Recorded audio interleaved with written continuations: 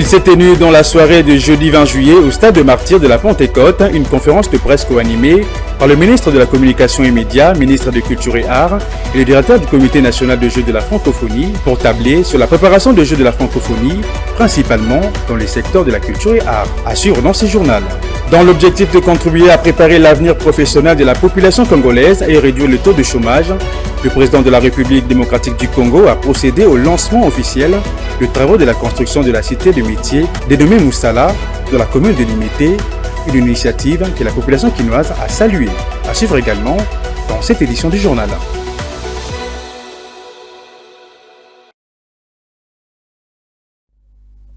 C'est tout pour le titre, mesdames et messieurs. Bienvenue dans cette édition du journal sur Ecofin Télévision. Le ministre de la Communication et Médias, Patrick Mouyaya, et son collègue de Culture et Arts, Katongo Foura, accompagné du directeur du Comité national de jeux de francophonie, ont co-animé tard dans la soirée de jeudi 20 juillet une conférence de presse au cours de laquelle il a été question de tabler sur la préparation de ces jeux, principalement dans les secteurs de la culture et arts. 11 disciplines en somme, entre autres, la sculpture, les chants, la danse sont retenues pour représenter le pays dans le secteur de la culture et art à cette 9e édition de Jeux de la francophonie. S'agissant des modalités de préparation de ces disciplines pour affronter ces Jeux, toutes les batteries sont déjà mises en marche, a rassuré la responsable nationale de la culture et art. Nous avons eu suffisamment de temps et de moyens pour l'organisation. Nous avons pris cette histoire à cœur. Ce sont des activités qui se font chaque jour. Donc les artistes, nous ne les avons pas recrutés. Ce sont des gens qui sont dans leur travail de chaque jour. Ce sont des jeunes qui ont des talents et qui se sont mis à participer, à concourir pour essayer un peu d'aller loin et de voir comment ils peuvent profiter des opportunités qu'ils ont. Et ils l'ont fait. Une fois sélectionnés, nous avons demandé aux encadreurs de les accompagner. Sur la question de critères pour la sélection des artistes, elle a renseigné qu'ils ne sont nullement définis par le ministère sous sa tutelle, comme d'aucuns peuvent l'insinuer. Les jeux de la francophonie sont différents des autres jeux peut-être qui sont organisés au niveau national et ailleurs, parce que ce sont des jeux qui ont comme base des critères pour la participation. Et comme je le dis au départ, c'est depuis 2019 que nous avons signé les cahiers des charges et il y avait tous les critères de présélection et les critères de sélection déjà établis par le Comité international des Jeux. Alors nous avons procédé à informer d'abord la communauté nationale pour participer à ces Jeux. Et c'est l'Internet qui a beaucoup travaillé parce que nous avons donné les sites, mais aussi le numéro qui passait à la télé, à la radio, pour communiquer aux gens. Rappelons que quelques sites, entre autres, les musées nationaux, le Centre Wallonie-Bruxelles et l'Académie des Beaux-Arts ont été choisis pour le déroulement des activités de ces Jeux, spécialement pour les secteurs de la culture et art.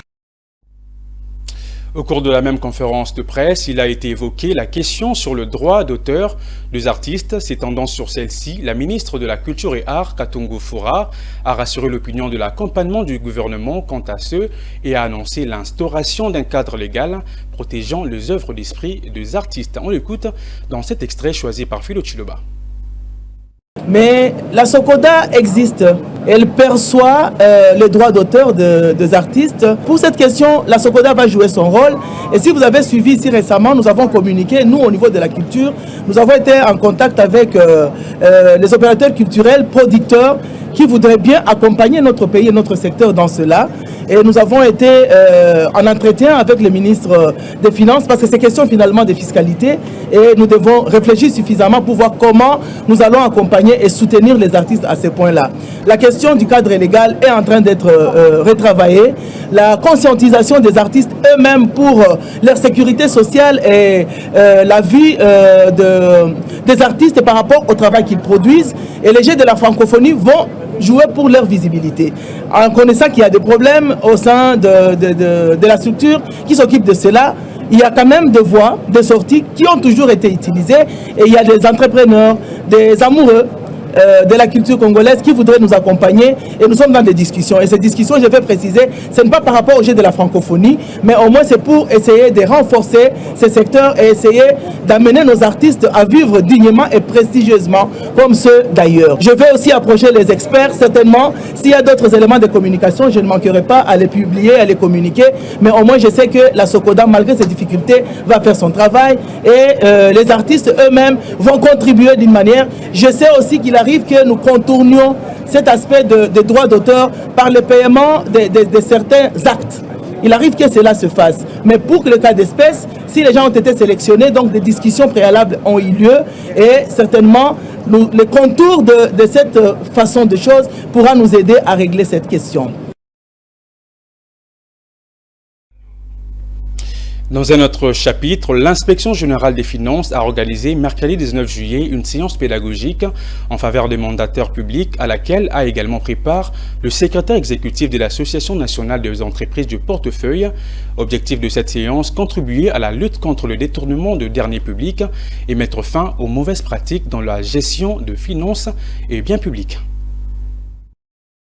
C'est sur l'initiative de l'Association nationale des établissements publics et entreprises du portefeuille que le président du conseil d'administration, les directeurs généraux adjoints et directeurs financiers des entreprises de l'État ont été réunis pour participer à cette séance de formation pédagogique coordonnée par l'IGF, ce qui a rencontré les attentes du secrétaire exécutif de l'ANEP qui n'a pas manqué d'élouer le travail abattu par l'IGF.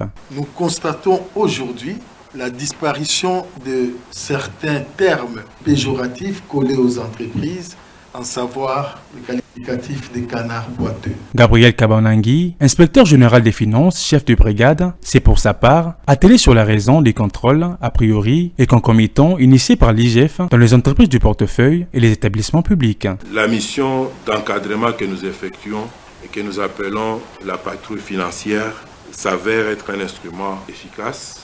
Je ne sais pas si vous allez me contredire, dans la prévention de la fraude. Pour l'inspecteur général des finances, chef de service Jules Alingué-Tekei, cet échange instructif est bénéfique aux mandataires, à qui il a rassuré de son accompagnement. Et nous avons aussi le devoir de vous dire de ne pas faire comme les autres mandataires politiques ont fait en amenant ces entreprises vers la déchéance. Vous avez des paramètres de gestion qui se sont sensiblement améliorés et qu'il n'y a pas de dérapage énorme à reprocher aujourd'hui aux mandataires. Donc vous pouvez être calme, n'importe quel contrôle qui pourra venir demain sur les périodes que vous êtes en train de gérer, vous êtes calme. Par contre, hier, les gens n'étaient pas calmes à l'idée d'apprendre un contrôle rigoureux qui arrive. Aujourd'hui, vous pouvez être calme. Nous avons des éléments que les paramètres de gestion s'améliorent. Nous sommes là pour vous accompagner et non pas pour vous mettre la corde au cou. C'est par le jeu de questions-réponses que s'est clôt cette séance à la grande satisfaction des mandataires.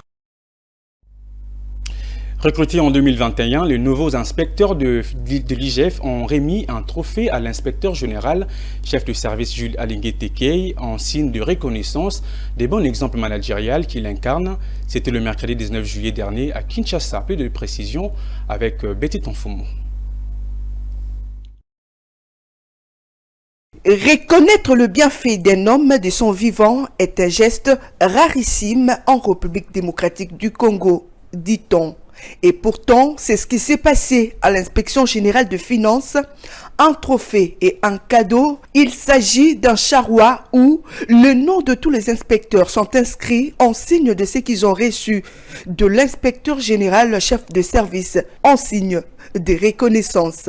Didier Boubois, chef de promotion d'inspecteurs, a reconnu le bon exemple de gestion managériale incarné par Jules Alingué-Tekei. Nous avions voulu dire merci au chef parce que nous avons également vu la manière dont il s'est impliqué, qu'il était un leader bienveillant, un leader qui s'intéresse vraiment au bien-être des personnes qui sont placées sous son commandement. Très ému par cette marque de connaissance, Jules Alingué-Tekei a encouragé les nouveaux inspecteurs à travailler pour le bien-être collectif. Un grand merci pour avoir songé à ce geste de reconnaissance. Voilà, moi je vous encourage à tenir. Il n'y a que l'honnêteté, l'intégrité et le travail bien fait qui payent. À en croire l'inspecteur général chef de service de l'IGF, sans les meilleures conditions de travail, aucun résultat satisfaisant. Indispensable si nous voulons arriver au résultat souhaité par la hiérarchie Et pour nous aussi, ça reste aujourd'hui un défi.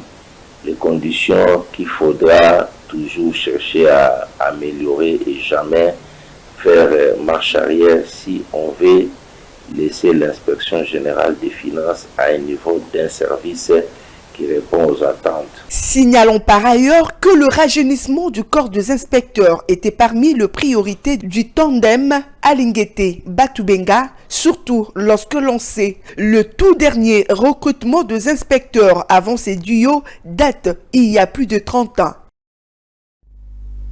Autre chose à signaler dans ces journaux, un contrat de travail est une convention bilatérale. Cela implique que deux parties s'obligent l'une envers l'autre.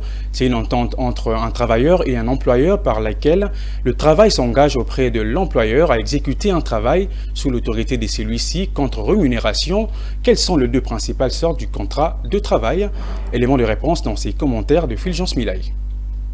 Les contrats de travail lus deux parties et doivent en général être écrits. Il précise la qualification, la durée du travail et plus généralement les attributions du salarié. De manière générale, il existe les contrats de travail à durée indéterminée CDI, qui est la forme normale et générale de la relation ou de travail et ne prévoit pas la date à laquelle il prend fin. Et les contrats à durée déterminée CDD, et qui n'est possible que pour l'exécution d'une tâche précise et temporaire. Les salariés en CDI, licenciés, a droit à une indemnité de licenciement sous certaines conditions. Son montant est déterminé d'après la formule légale de calcul, soit formule plus avantageuse prévue par la convention collective, l'usage ou les contrats de travail. Cette indemnité peut comporter des exonérations sociales mais aussi fiscales. L'indemnité de licenciement est due au salarié en CDI qui fait l'objet d'un licenciement pour motif personnel ou économique. Le salarié qui est licencié ou qui démissionne doit exécuter une période de préavis sauf cas particulier. L'inexécution du préavis n'entraîne aucune diminution des salaires ou d'avantages que les salariés auraient perçus s'il avait accompli son travail jusqu'à l'expiration du préavis. L'indemnité se cumule avec les autres indemnités de rupture s'il en remplit les droits, soit l'indemnité de licenciement, indemnité compensatrice des congés payés, etc. Sachez qu'en cas de décès d'un salarié en instance de licenciement, l'indemnité doit être versée aux ayants droit. Je l'ai annoncé au sommaire de ces journaux, dans l'objectif de contribuer à préparer l'avenir professionnel de la population congolaise, réduire le taux de chômage en République démocratique du Congo et promouvoir l'entrepreneuriat. Le président de la République, Félix-Antoine Tshisekedi, a procédé le jeudi dernier au lancement officiel de travaux de construction de la cité de métiers dénommée Moussala, située à l'Institut technique agricole de Mombélé, dans la commune des Limités à Kinshasa. À propos, quelques qui n'ont approché à ces sujets ce vendredi ont exprimé leur satisfaction et ont salué cette initiative. La construction de cette cité de métier s'inscrit dans le cadre du programme du président de la République qui n'emploie, vision du chef de l'État Félix-Antoine Tshisekedi, pour répondre aux besoins d'emploi des jeunes, réduire le taux de chômage, promouvoir l'entrepreneuriat et valoriser les potentiels de la jeunesse congolaise. Une initiative saluée par la population quinoise qui ne demande rien d'autre que la réalisation de l'édit projet qui, selon elle, va réduire le chômage et contribuer au développement du pays. Si le projet va se réaliser, je pense que ce sera une bonne chose. Et nous verrons les résultats de ce projet-là. Former les jeunes, ce n'est pas mauvais. Mais alors les amener aussi à la perfection, ce serait encore mieux. Si le projet est réalisé, je pense que nous allons étudier les résultats. On ne peut pas dire d'emblée que ça va produire des résultats escomptés. Et je pense qu'aujourd'hui, on va mettre des options qui vont attirer la jeunesse de façon à ce qu'elle puisse se prendre en charge. Mon souhait, c'est que le projet puisse se réaliser. Si nous vivons ce que nous avons vécu dans le passé, où on pose la première pierre et le terrain reste juste 5 à 6 ans, ce sera regrettable pour moi, surtout qu'on a cassé des bâtiments. On salue avec enthousiasme la construction de ces centres de métiers professionnels. C'est une opportunité en or offerte aux jeunes Congolais non instruits de se former et d'apprendre des métiers grâce auxquels ils peuvent se créer un avenir radieux. Nous remercions à ce sujet les chefs de l'État pour cette grande initiative. Donc merci vraiment, chef de l'État. Ces projets, dont est porteur le chef de l'État, est un don de la Belgique qui devra accompagner 5000 jeunes à l'employabilité dans 2500 d'ici 2025. Notons que cet institut technique agricole est créé en 1953 et financé par le Royaume de Belge, a pour mission de valoriser l'agriculture pour nourrir les populations de la capitale.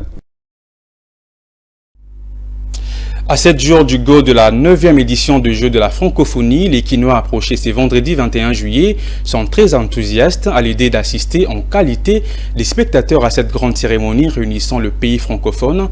De ces faits, ils appellent les organisateurs de ces Jeux à fixer un prix raisonnable quant au droit d'accès, même à la couche sociale la plus démunie. Depuis la création de ces Jeux en 1989, c'est une toute première qu'ils s'organisent en République démocratique du Congo. À ce sujet, quelques Quinois approchés expriment leur satisfaction d'accueillir ces Jeux. Une occasion d'affirmer leur patriotisme congolais et de soutenir inlassablement les athlètes sélectionnés pour représenter le pays. Le tout couronné d'un espoir de voir du répondant de la population. Cependant, ils appellent les organisateurs de ce jeu à fixer un prix raisonnable donnant la possibilité à toutes les couches sociales d'y assister.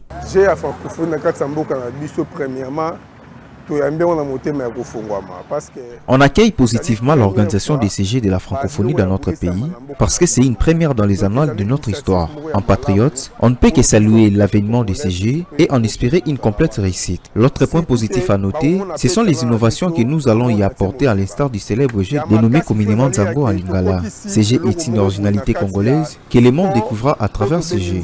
Concernant le prix des billets, nous plairons pour un prix abordable qui peut donner l'opportunité à toutes les couches sociales de se retrouver. S'ils sont bien organisés, ces jeux peuvent être une source d'attraction des investisseurs.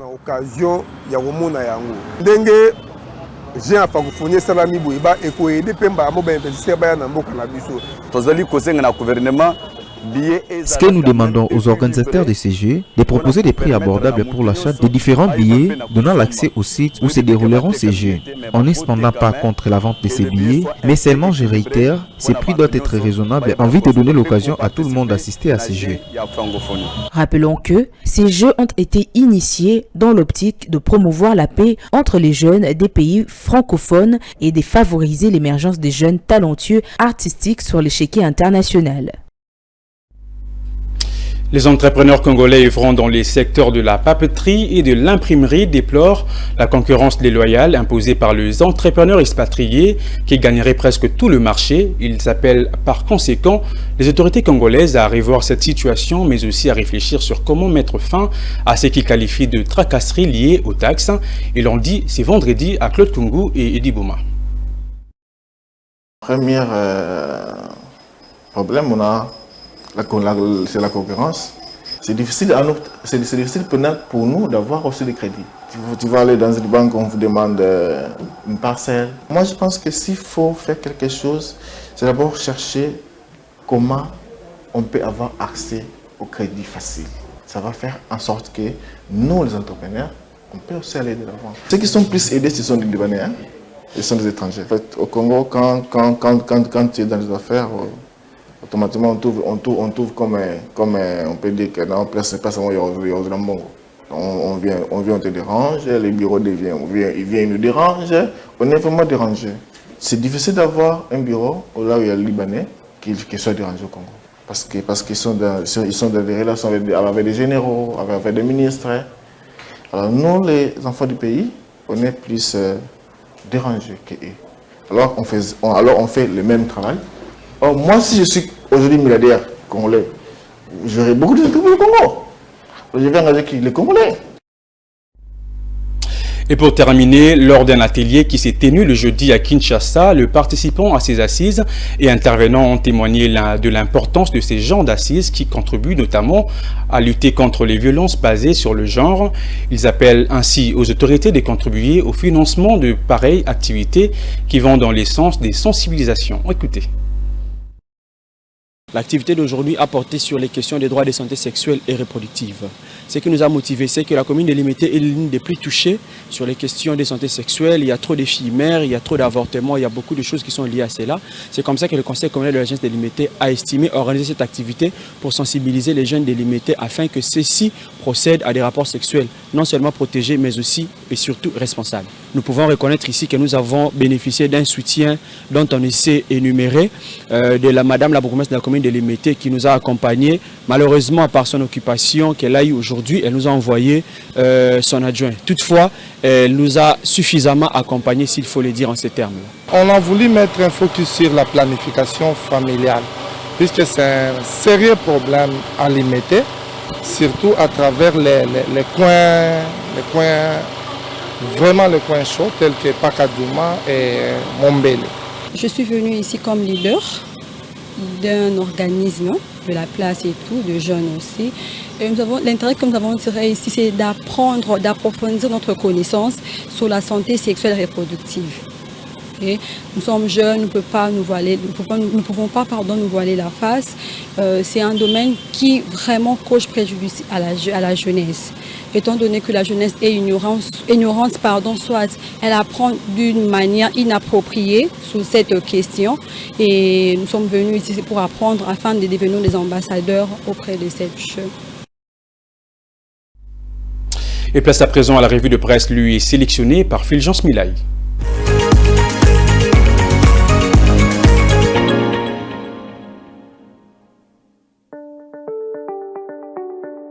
Bienvenue à tous dans cette revue de presse.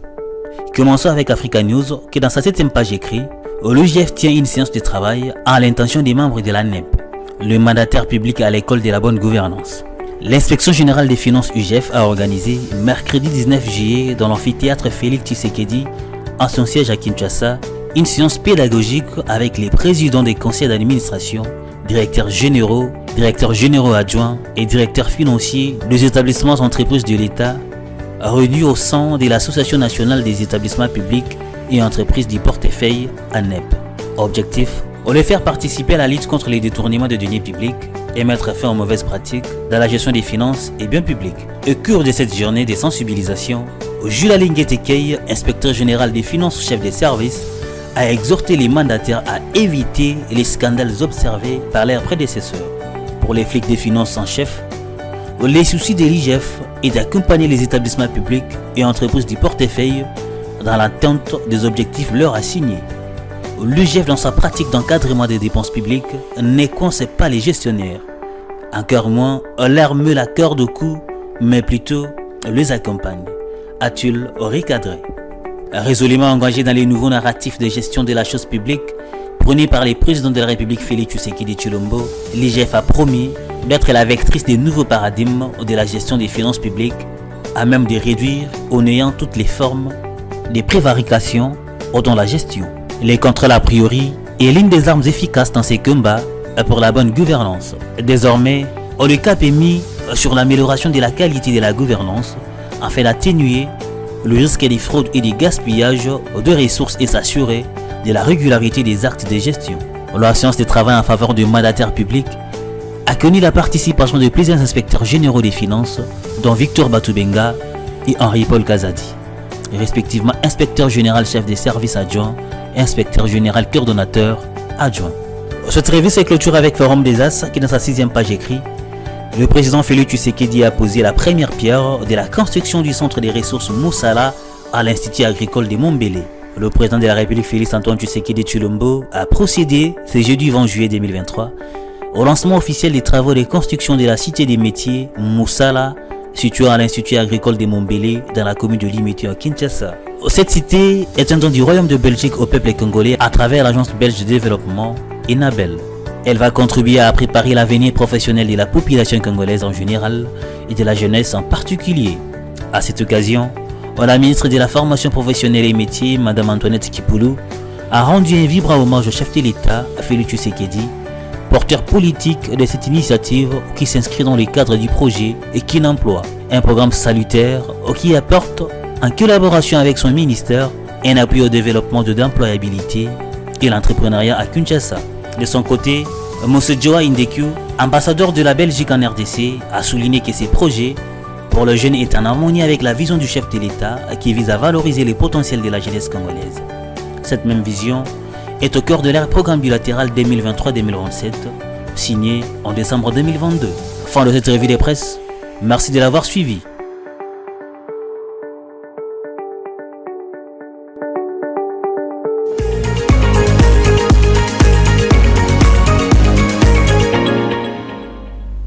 C'est la fin de ce journal, mais avant de nous quitter, le rappel de titre. Il s'est tenu dans la soirée de jeudi 20 juillet au stade de Martyrs de la Pentecôte une conférence de presse co-animée par le ministre de la Communication et Médias, ministre de la Culture et Arts, et le directeur du Comité national de jeux de la francophonie pour tabler sur la préparation de jeux de la francophonie, principalement dans le secteur de la culture et arts, élément que vous avez suivi dans cette édition du journal. Dans l'objectif de contribuer à préparer l'avenir professionnel de la population congolaise et réduire le taux de chômage, le président de la République démocratique du Congo a procédé au lancement officiel des travaux de la construction de la cité de métiers dénommée Moussala dans la commune de Limité, une initiative que la population quinoise a saluée. Vous l'avez également suivi dans cette édition du journal. C'est par ce rappel de titre que nous bouclons complètement cette édition du journal. Mesdames et messieurs, merci de l'avoir suivi. L'actualité reste en continu sur toutes nos plateformes, YouTube, Twitter, TikTok, Facebook et Instagram. Portez-vous bien et excellente suite de programmes sur Ecofin Télévision. Au revoir.